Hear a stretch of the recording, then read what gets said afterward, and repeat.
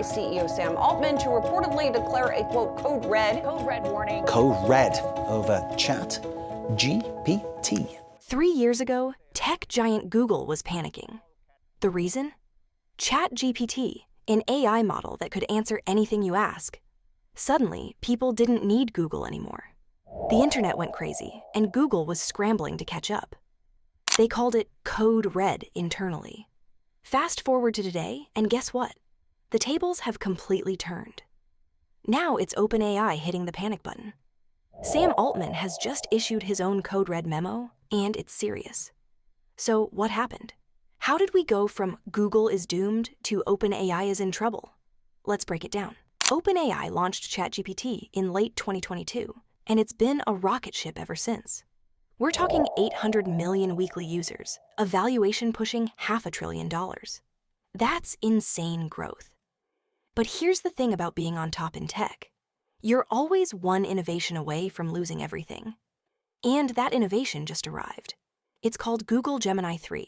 Now, Gemini 3 isn't just another AI model. This thing is legitimately powerful. It's topping benchmarks left and right, and people are noticing. Even die-hard ChatGPT fans are switching sides.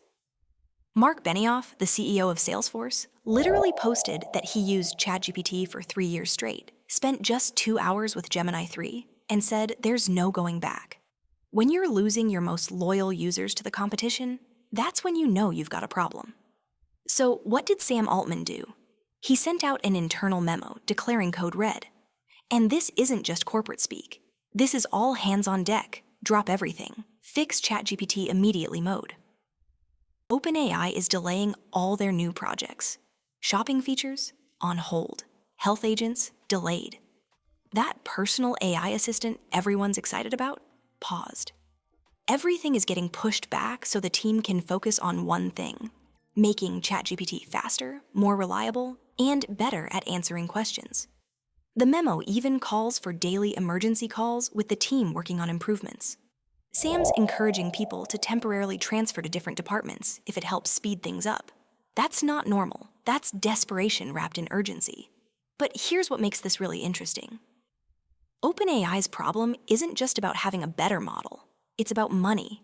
They're making $20 billion in revenue this year, which sounds massive. But they're not profitable, not even close. They're planning to spend $1.4 trillion over the next 8 years.